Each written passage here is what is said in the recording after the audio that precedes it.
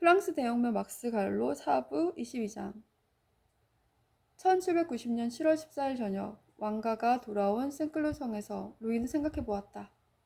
백성의 무리가 여전히 소나기를 맞으며 주연을 즐기고 있지만 파리 횡단 도로를 따라 왕의 마차를 배웅한 백성들의 환호는 어떤 가치가 있었던가. 루이는 난감했으며 왕에 대한 충성을 맹세함으로써 백성들이 화답했던 그의 맹세가 자기 힘의 한계에 대한 시험이었던 양 탈진해 있었다. 그리고 마찬가지로 마리 앙뚜아네트도 지친 듯이 마차가 성 안뜰에 도착했을 때에야 다시 말을 하고 왕세자에게 웃음을 보이기 시작했다. 여기 생클로에서는 사람들 무리와 그들이 튠르리에서 행하는 감시와 질문, 욕설, 그리고 그들이 행할 수도 있는 습격을 피할 수 있었다. 그러나 국왕 만세, 왕비 만세, 왕세자 만세를 외친 것도 동일한 백성들이었다. 그들을 어떻게 신뢰할 수 있을까? 어떻게 그들을 달랠 수 있을까? 그것이 가능하긴 한 걸까? 아니면 도망쳐야만 하는 걸까? 끈질기게 맴도는 질문들이 다시 떠올랐다. 페르센이 이 물음을 계속해서 물어왔다. 그는 연맹제에 참여했던 것이다. 그는 술주정과 소란만이 있었습니다. 디오니소스와 바쿠스의 난장판. 이 축제는 우스꽝스러웠고 정숙하지 못했고 그 결과 위험이 전혀 없었습니다. 라고 말했다. 루이는 대답을 하지 않았다. 그는 내일 새벽부터 사냥을 하리라 생각했다. 그리고 커다란 사냥감을 숲에서 내몰 수 있기를. 사람들이 자신을 괴롭히는 이 질문들을 잊을 채 수시간 동안 달린 후 온 힘을 소진하고 돌아올 수 있기를 바랐다. 계속 이어지는 날들 중에 루이는 화가 난 듯이 사냥을 했다. 그러나 말에서 내리자마자 형제 프로방스 백작, 왕비 또는 대신들 중 생프리스트나 라투르 뒤팽 같은 이들이 그에게 질문을 해왔다. 마라의 기사들을 언급해가면서 루이에게 민중의 벗을 내밀었다. 그 신문 독자들이 늘고 있다고 했다. 마라의 문장 하나하나는 도끼로 치는 것 같았다. 그는 연맹제를 함정, 백성들에게 준 환상이라 비난했다. 왕에게 충성을 맹세하게 한 당신들, 바로 당신들이 왕의 이름으로 당신들의 자유와 안식, 행복을 향해 끊임없이 음모를 꾸미는 적들을 축성해 준 것이오. 루이는 마라가 그의 펜을 피해 적셔 쓰는 것 같았다. 그는 매 기사를 창끝에 달린 머리처럼 흔들어댔다. 왕가의 도피가 다시 계획되었소. 방어수단들을 생각해내는데 시간을 그만 들이시오. 당신들에게는 오직 한 가지밖에 남지 않았소. 전면적인 봉기와 숙청이오. 그러나 먼저 왕과 왕세자 그리고 왕가를 통제하는 것부터 시작하시오. 그들을 엄중히 감시하시오. 그리고 그들의 머리가 모든 사건들에 대해 보증이 되게 하시오. 파리 지역의 모든 국민방위대 대장들 혹은 모든 흑색파 그리고 국민의 회의 모든 장관들을 칼날로 베시오. 다시 당신들에게 반복해서 말하겠소. 당신들에게는 조국을 구할 방법이 이것밖에 남아있지 않소. 6개월 전에 500 또는 600명의 머리면 당신들을 심연에서 꺼내기 충분했을 수도 있소. 오늘은 아마 5천에서 600명을 처단해야만 할 것이오. 그러나 2만 명의 머리를 처단하려면 한시도 주저할 시간이 없소. 그리고 몇 주 후에 새로운 기사에서 말하는 다시 시작했다. 10달 전에는 500명이 처단된 머리면 우리 행복을 확실할 수 있었을 것이오. 당신들이 멸망하는 것을 막으려면 당신들은 아마도 형제와 처, 아이들이 학살되는 것을 보고 나서 10만 명의 머리를 처단해야 할 것이오. 루이는 몸이 오그라들었다. 머리가 가슴으로 떨어지도록 놔두었다. 이런 기사들이 아무런 제지도 받지 않고 출판될 수 있는 나라에서 어떻게 도망치지 않을 수 있을까? 그리고 모든 시도, 민중의 벗을 인쇄기를 압수하거나 마라를 기소하려던 바이의 모든 시도는 실패했다. 백성들이 그를 지켰다. 막시밀리앙 로베스피에르 같은 의원들이 그를 지지했고 그의 견해를 공유했다. 물론 기자들은 그에게 응대했고 그를 고발했다. 마라, 당신들은 말하지. 그 살인자가 조국의 안녕을 염려한다고. 괴물이라네. 그는 가슴속에 도사리고 있지. 양 무리 속 굶주린 호랑이처럼. 그러나 당통이 이끄는 코르들리에 클럽 회원들과 수많은 자코뱅 당원들은 그의 글을 읽고 그를 따랐다. 그의 기사들을 가지고 팔레로야얄의 정원이나 포브르 생땅뚜앙에서 대중 독회를 갖기도 했다. 파리 지역의 한 부르주아가 썼다.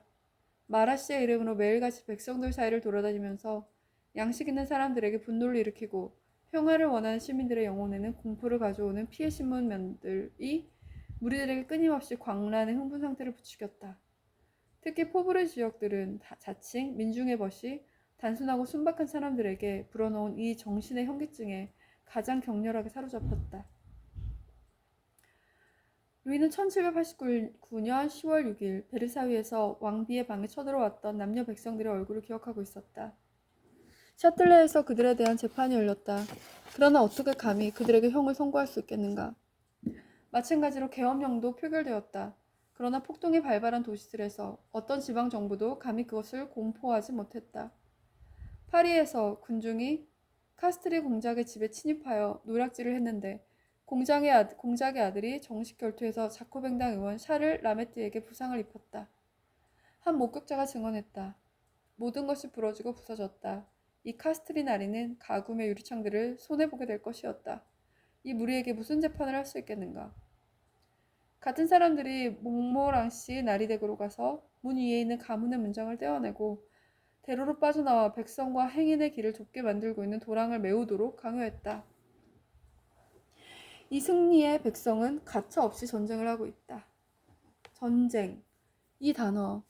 루이는 이것을 읽기도 듣기도 원하지도 않았다. 그러나 루이는 이것을 매 순간 만났다. 그의 형제 아르투아 백작은 토리노를 떠나 코블렌츠에 자리를 잡았다. 군대를 만들려는 생각으로 망명자들을 모았다.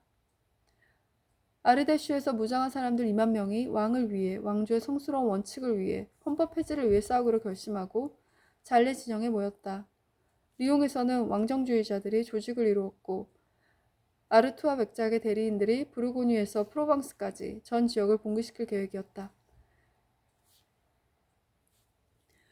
그리고 마리 앙뚜아네트처럼 페레세는 왕비의 형제인 황제 레오폴트 2세의 도움을 요청해야 한다고 생각했는데 레오폴트 2세는 브뤼셀과 리에주에서 벨기에 연합국가를 세운 애국파들을 막 분쇄해버린 참이었다. 군주들의 유럽은 공동의 명분이 있었고 혁명의 전염에 대해 걱정했다. 런던에서 미국의 혁명에 대해 호의적인 의원인 에드먼드 버크가 프랑스 혁명에 관한 고찰을 출판했고 1790년 11월 프랑스어 번역판이 나왔다. 이것은 1789년 이래로 성취된 것들에 대한 논고 같은 것이었다. 처음으로 반혁명에 대한 목소리가 강하게 들려왔고 여론에 영향을 미쳤으며 먼저 유럽 군주들과 귀족들의 여론에 영향을 미쳤다. 그들은 무력 개입으로 프랑스 궁정이 권력을 되찾도록 도와줄 것인가? 루이는 마리 앙뚜아네트가 브뤼셀의 새로운 오스트리아 총독 메르시 아르장토에게 보내는 편지를 읽었다. 아르장토는 오랫동안 베르사유에서 참사관 역할을 했었다. 우리는 어떠한 강대국에게도 그들의 부대를 이 나라에 들여놓기를 요구하는 것이 아니오. 단지 그 부대들이 필요할 때 우리에게 연합하기를 원하는 선한 의도를 지닌 사람들의 지원과 집결을 돕기에 충분한 수를 프랑스와 접한 국경에 기꺼이 배치해 줄 것이라 확신할 수 있길 바랄 뿐이오. 전쟁. 루이가 라마르크 백작이 보고하는 미라버 연설들 속에서 발견한 것도 이 단어였다. 귀족들이 대표로서 백작은 내전만이 왕의 권위를 다시 세우고 군중이 반도들의 맹목적 수단이 되는 일을 피하는 유일한 방법이라고 생각했다.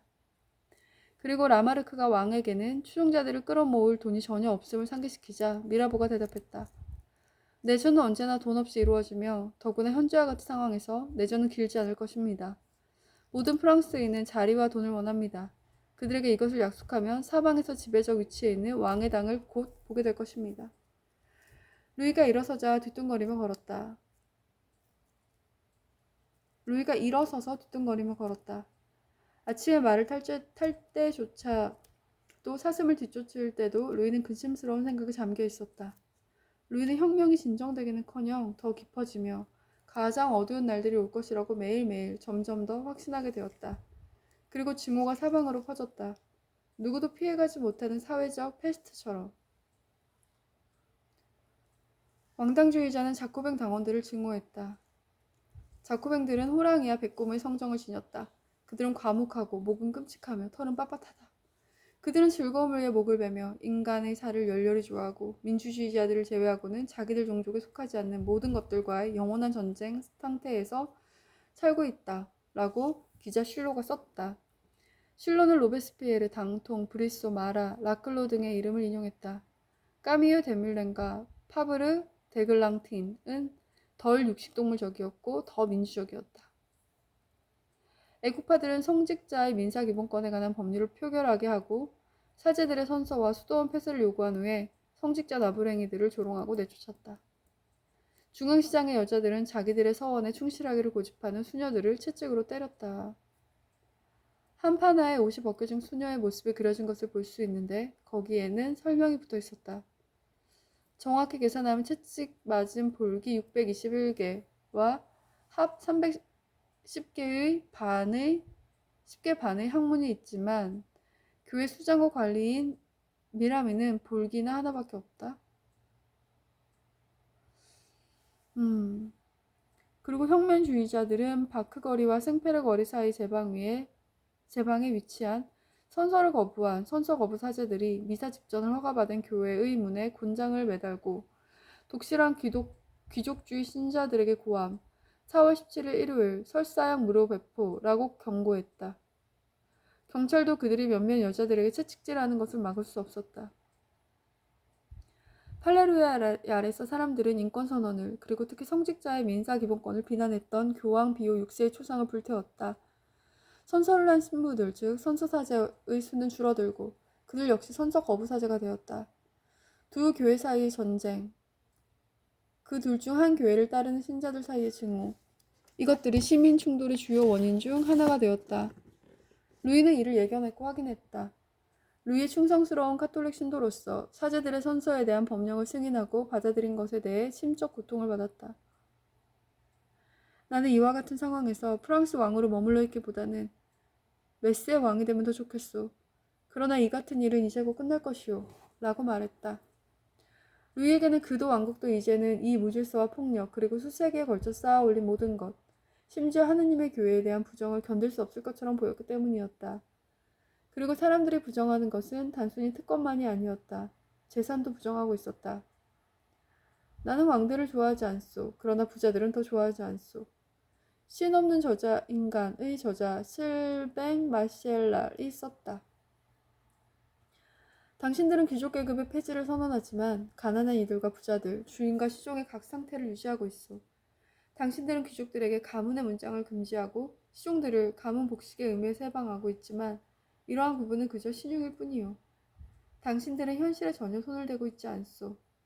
이 또한 마라와 로베스피에르가 말하는 것이었다.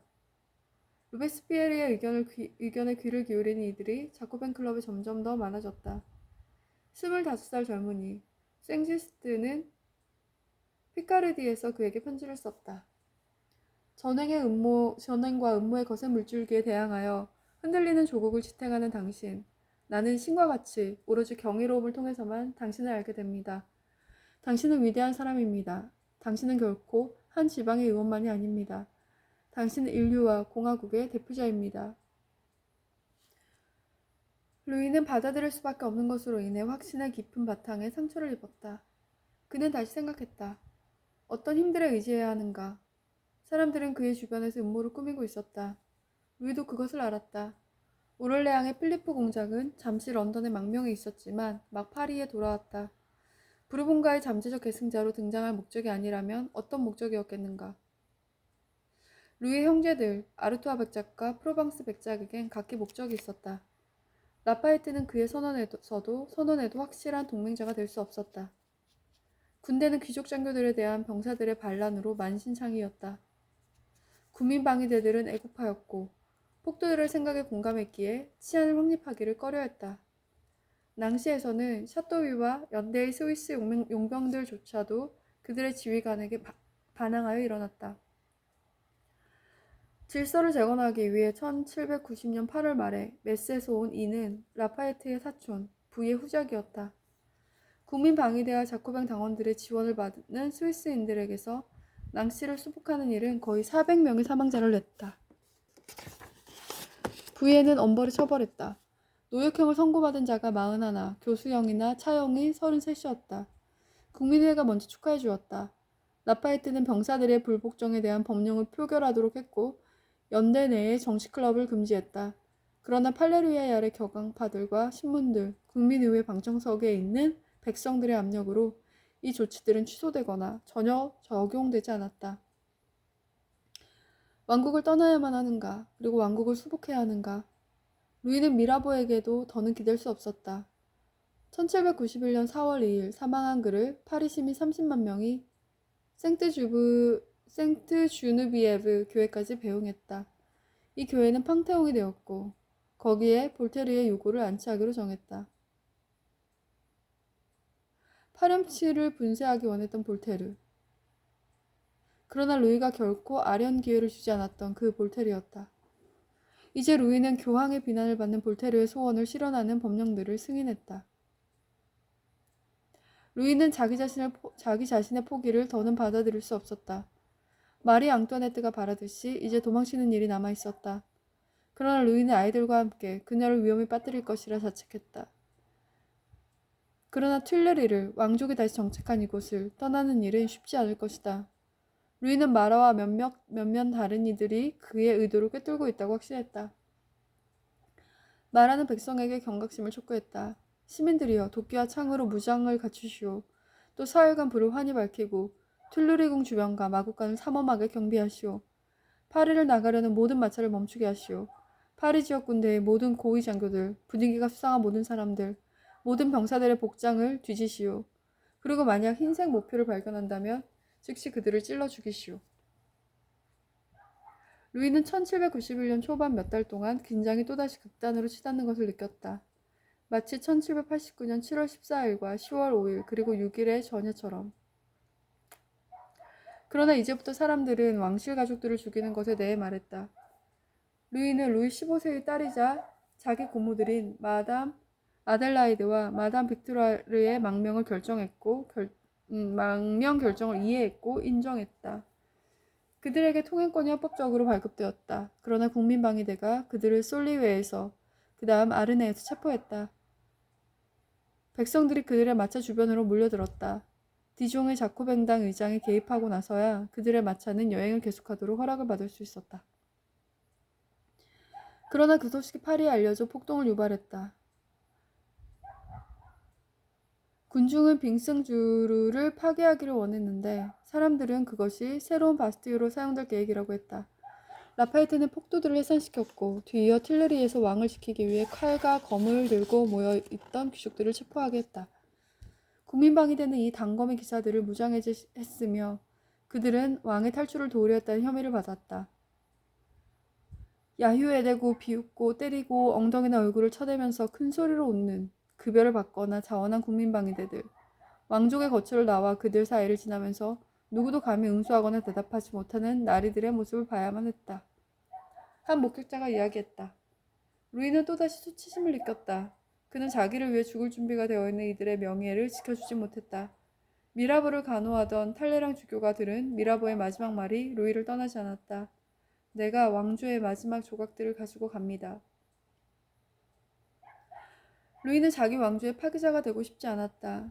그는 여정의 마지막에 있었다. 그는 선택을 했다. 그는 부의 후작에게 편지를 써 부대를 중독시킨 연맹제, 후에 낭시의 질서를 회복한 것에 대해 축하했다. 그대의 인기를 돌보시오. 그대에게 그리고 왕국에게 매우 유용할 것이오.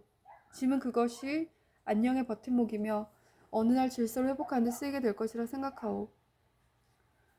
루이는 스페인 왕에게 보내는 편지에서 자기가 승인했던 성직자의 민사기본권을 인정하지 않는다고 선언했다. 자신은 교회와 교황의 충성스러운 아들이라고 말했다. 그는 동일한 편지들을 예카테리나 2세와 황제, 스웨덴 왕에게 보냈다. 마리 앙뚜아네트가 그에게 러시아 여제의 답장을 전해주었다. 왕들은 백성들의 외침에 괴념치 말고 자신의 길을 가야 합니다. 마치 달이 개들 짖는 소리에 상관하지 않고 자기 길을 따르듯이 말입니다. 그러나 프랑스 백성, 루이는 그들을 몰랐다. 그들이 자기들의 외침을 듣도록 할 줄 안다는 것을. 앙리 4세 그리고 심지어 루이 14세조차 백성들의 소리를 들어야 했다. 바스티유가 이 백성들에 의해 파괴되었다. 국민의회는 1790년 9월 21일 참새끼가 모든 곳에서 백색 깃발을 대신할 것임을 선포했다. 클럽이 생겨났다. 자코뱅, 코르들리에, 사회서클. 국민의회에서 알자스 지방에 대한 독일 군주들의 권리에 관해 토론할 때 메를랭 드 두의 의원이 선언했다. 오늘날 왕들은 각 국가의 대표에 지나지 않음이 인정되었습니다. 포갑의 전제정치 시대에 알자스 백성과 프랑스 백성을 합치려는 목적으로 이루어진 협약이 이들 백성에게 무엇이 중요하단 말입니까? 알자스 백성들은 프랑스 백성에 합쳐졌습니다. 그들이 그것을 원했기 때문입니다.